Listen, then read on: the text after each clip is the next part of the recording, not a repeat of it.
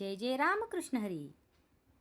365 दिवसांच्या प्रवचन मालिकेतील आजचा दिवस 160.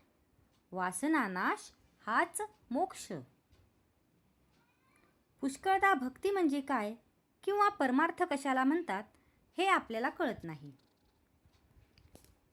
ज्याला प्रपंच नीट करता येत नाही त्याला परमार्थ करता येणार नाही. प्रपंचाला कंटाळून भक्ती नाही येणार. कंटाळा प्रपंचाचा येण्यापेक्षा विषयांचा आला पाहिजे. मला सुख व्हावे हा प्रत्येक जीवाचा मुख्य हेतू असतो. मोक्ष म्हणजे निरअतिशय सुखाचा अनुभव. जिवंतपणी मिळालेली आत्यंतिक सुखाची स्थिती अशा मोक्षाची व्याख्या करता येईल. खरोखर भगवंताजवळ काय कमी आहे? एक आपले मन त्याला द्यावे आणि त्याची श्रद्धायुक्त भक्ती करावी. काळजी करणे म्हणजे भगवंतावर भरोसा नसणे होय. प्रारब्धावर डेह टाकणे ही खरी संन्यास वृत्ती. वासना न ठेवता आपल्या हातून कर्मच होत नाही त्याला काय करावे? माझे समाधान माझ्याजवळ असताना दुसरीकडे ते मिळेल असे आपल्याला वाटते, हेच आपले चुकते.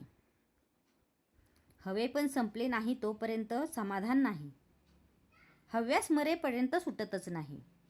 हे सर्व रोगांचे मूळ आहे आणि म्हणूनच ज्याची वासना नाहीशी झाली तो मोक्षत्वाला गेला खरा. आशेची निराशा झाली नाही तोपर्यंत भगवंताचा दास नाही होता येणार. आशा जेव्हा मनात उठेल तेव्हा ती भगवंताला अर्पण करावी. प्रत्येकाला वाटते मी श्रीमंत व्हावे, पण किती जण तसे होतात? म्हणजे ही निराशाच नाही का? प्रपंच खरोखरीच नाटकासारखा आहे. नाटकामध्ये एखादा मनुष्य राजा झाला काय किंवा भिकारी झाला काय, प्रत्यक्ष जगामध्ये त्याला किंमत नाही. उलट भिकाऱ्याचे काम करणाऱ्यानेच जर ते उत्तम केले तर लोक त्याचे कौतुक करतात.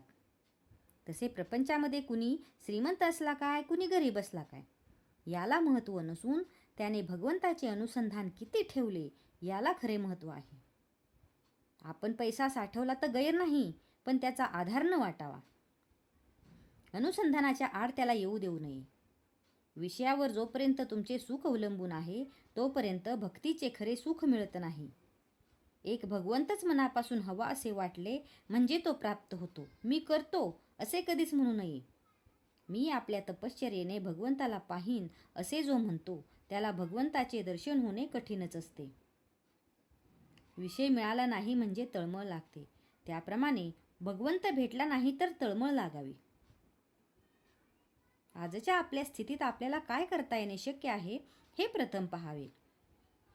परमार्थ समजून जो त्याचे आचरण करील त्याला लवकर साधेल. त्या माणसाला प्रपंच सोडून जाण्याचे कारणच उरणार नाही.